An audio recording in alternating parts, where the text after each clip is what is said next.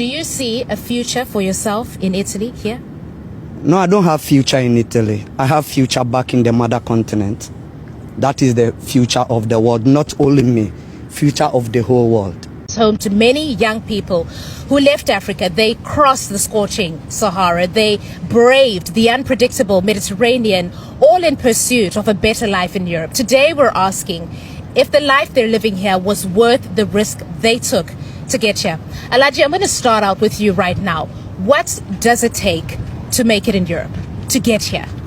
Well, I think it takes a lot of effort, it takes a lot of luck, it takes great bravery to make it, but through the Sahara Desert, through the Mediterranean. But these are the first steps. It depends also on what one is running from, what one wants to seek in Europe. Many people are leaving Africa because they think they will never make it there due to the extreme poverty they are living. Right. That blocks their opportunities. Right. Chris, I'm going to come to you right now.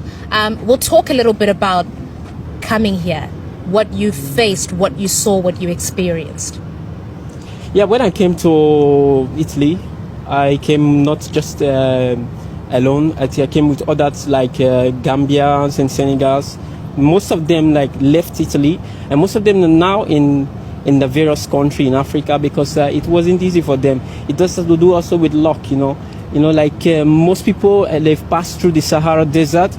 Also, they went through the Mediterranean, but they were not that lucky. Most people have gone through the sea, and most of them are down there. They've drowned. So, actually, let's say it's really, let's say I was really lucky to be alive also here in Italy. Alaji, I'm going to come back to you because I'm picking up the theme, right? What the reality is different from the dream that we had. And I wondered why that is the case. Why do people arrive here and it's not what they expected? Well, I think the Europe we see in Africa is portrayed on, by the TV, by the social media, call it Facebook, whatever. Right. The images we see there are disillusional. This create false conception in the youth. We are talking about youth who think that what they see on the movies they watch in their poor conditions are actually true of Europe. It's a disillusion. When they arrive here, they feel that it's not the dreamland. This is the fiasco that has become a generational stuff, and that is much of the time we are not talking about only labor drainage. We are also talking about brain drainage because we are talking about the youth. Mama, Africa is suffering because what are the sources that people are believing? The colonial stories or what their brothers, what we are speaking now, so that people who are speaking as our brothers do not brave through the Sahara Desert or do not take the Mediterranean Sea. That's a cemetery we are calling. This is the worst post-modern genocide that is killing Africa, and I call this a generational destruction. We are not only talking about those people who lost their life here. I've seen a lot of dry bones, dry people, dry skulls, more in the Sahara Desert that I cannot see here. And anyone who are brave through never thought he is going to make it. It was just on luck. Why do people have to be constrained to make this thing? Most of our brothers and sisters, what they do here is to go and take a picture in front of a Ferrari, and that's really disinformation, misinformation. It's not this is why this type of whatever you call it, irregular migration, whatever, those prejudices, I don't accept it. But this is what lead to migration begetting itself. Right. And I want to come to you, Ishmael, because you tell us what life is like. Tell us where you sleep, what you eat. Do you drive a Ferrari? Because that's what people think that you have now that you're here. The main perspective in the life in Europe is the same as the life they call it in the hell. In hell? Say, the life in Europe is life in the hell.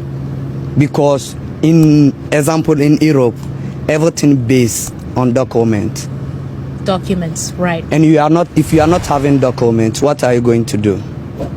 Italian have a word called black job, which is lavoro nero. Right. That is what we are going to do. And we are going to work. That? What is a black lavoro job? nero means work without contract. You go to farm to go and plug maybe oliver from 8 sometimes 7:30 up to 5 o'clock in the In this evening heat. time, In in this this heat, and they are going It's to hot. give you 25 euro, How much is that? 25 euro without food. You can't survive on that. You cannot survive on that in Italy here, because if you are paying house rent, you are paying boiler bill, you are paying condominium, you are paying water bill, lifestyles, plus what you are going to eat, yeah. increase of your shelter. I'll leave it there because I want to come back to you, Chris. Ishmael talked about black jobs. He talked about how difficult it is in Europe when you don't have papers. What has been your experience? Actually, Ishmael he said very important stuff there, because it boils to the documents. In Italy, well, number one thing that's really important is the documents. At first, it's not really easy, For I know, like when I came, it was Right. not easy, because you have to go through the process, and even the process it takes time, And upon this, you get pressures from different aspects of your life. Like most of us, like immigrants, we have pressures from home, When we come there, like when we come to Italy, people call, like our parents call, family call, like, can you send me this? Can you do this? Can you do that? Not they forgot about, like, you have this like pressure that you are in a new place, Ishmael, so you've made it very clear that you're not living the dream in Europe. Help me understand why that is the case. Most of us, our parents sell their property to let us travel, Right. because of what our senior brothers who entered into Okay. Europe first came and sell it back home. Okay. That if you want to get a better life at the age of 18 to 35, the best place for you to enter is Europe, and which is not true. Elaji,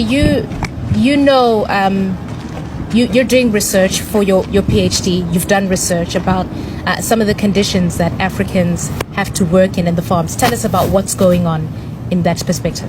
My thesis is entitled Contemporary Slavery, the Exploitation of Migrants in the Agricultural Fields of Italy, and I have crisscrossed the whole of Italy, maybe better than many researchers in this area, and I Right. know the condition that the youth, You've the seen. healthiest are living. They are living in so-called agricultural ghettos that are worse than any condition in the village. But then it depends on, the Right. perceptions that they have there, the pressures that Okay. are on them, and the issue of not saying the truth to your Right. parents, or your parents not believing Yeah. it, or the community there. So, and in Italy, throughout Italy, everyone coordinate their operations differently. Right. And this is Okay. also because of the single asylum system that the European Union has established with the Right. doubling regulation. I will come back to you because I want to talk more about your research, but I want to bring in Alicia at this point. Alicia, you are a lawyer and you specialize in migration. Italy has new laws that make it more difficult for people who come through the Mediterranean to be able to stay here legally. Talk to us about that. This law has changed totally how you introduce your procedure of international protection, because when you asked for international protection until for October 2018, you were able to ask for three kinds of protections. The first two kinds of protection were the European ones, so the refugee status and the subsidiary protection. But the third kind was an Italian protection that was very important, because this kind of protection, the humanitarian, was giving to many Right. people that were not persecuted in their country, and they were not coming from some countries where there is the war or civil war, or where there is a serious risk for his own life, to get a protection, because Right. in his own country their fundamental human rights were not guaranteed and protected in the same way in which they can be protected in Italy. Right now it's going to be more difficult, because if they're not running away from a persecution or from a dangerous country without the humanitarian protection, it's not easy to get a protection for the Alicia, other people. You've been listening to the guys on the panel here. You are an Italian. What does it make you feel to hear what they go through? I mean, you see it firsthand as well. As an Italian, how do you feel hearing that? I feel guilty, actually, because I don't think that we have the instrument, we have the tools to guarantee the rights, even if right now we are not doing it in the best way. But actually, I really think that the judges and the system we can do something to improve it. I want to come back to you. Do you see a future for yourself in Italy here? No, I don't have future in Italy. I have future back in the mother continent. That is the future of the world, not only me, future of the whole world. Because we don't understand the word transformation. Right. So you're going to go back to Africa? I'm supposed to go back. Okay. Chris, you have a bit of a different story in the sense that you've become a bit of a musical sensation here. You sing in Italian. You now have an Italian wife and children. You are maybe a very good example of integration. Do you see a future here in Italy? I'm really lucky to be like having what I'm having now. I'll say I give thanks and praise to God for what I have. But the future really lies in the hands of the Africans. Like I always say, I say for you to change the Africa depends on Africa. You know the journey that you took to get here, crossing the water, the desert, everything, living in the camps. Look at your life today, right? Do you reckon it was all worth it for what you have today? What I have to say, what I went through, it's not really worth it, to come to this place, to risk your life for the first place. It's not really worth it if you look about it. But I would say it depends on what you're running from. Okay, so you say it's not worth it. Ishmael, I'm going to come back to you because for somebody in Africa who's thinking about doing what you did, coming here, what would you say to them? What I'll tell to my brothers back at the mother continent is that the amount of money you are going to spend from West Africa to get to Europe, if you are a very intelligent person, perhaps to say, you can use that kind of money to start from the scratch. And I bet you, at the end of 6 months, you will see yourself in the highest position. We made a great mistake. I complete senior high school. I wrote West Africa exams at the age of 15 to 16 years. I did not even wait to take my results. When my results came, I got a good marks, which I can continue my education to do what I was supposed to do. But because of the portraying of the media and our stupid brothers who came here first, who did not come and tell us truth, be taking money on social media, taking pictures. But mistake we made at you the beginning. You believe them is the mistake. We made a mistake. Right. So was it worth it for you coming here? Everything you went through, for the life you're living here today, was it worth it? No, the life I'm living in today here is not the kind of life I need. Elachi, I'm going to come back to you now. You opened up by telling us that you needed to have strength of mind, that it takes a lot to be able to make it here. We're closing this discussion now. What are your final thoughts? You have studied the experiences Africans are having in this country particularly. Close us up for now.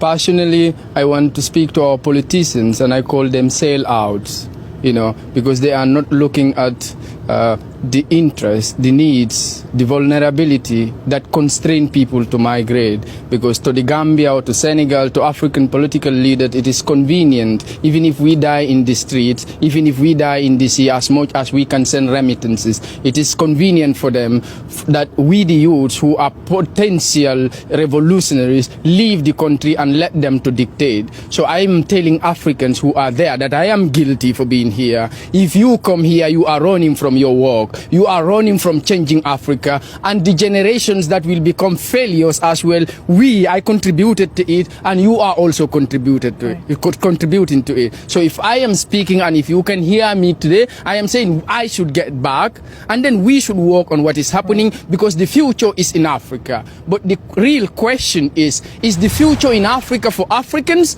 Are we talking about Chinese colonialists, or we are talking about multinationals who have stole us the traditional livelihoods that in fact we hate ourselves? Africa is still a colonial economy. So it depends on what people are running from. We cannot talk about the solution without talking about the causes of the problems. Right. It will be false that we will talk about, okay, people will stay there. Which we all live in one system, capitalism, that creates illusions in everyone. I want to live in a house.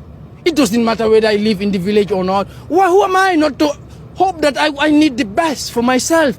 We are slaved everywhere. We are discriminated. We are stigmatized. And I am not saying this is particularly Italy, but what are the other European countries who are helping Italy with the load of the migration since 2015? Why is Africa enslaved? We aren't poor. We will never be poor. The future is still there. The question is, who is this future for? Is it for Africans when we all run from the things that we should try to make up there? So you've heard it from them, and now we want to hear it from you. This is the story of shattered dreams. They left Africa in pursuit of a better life, and they're telling us today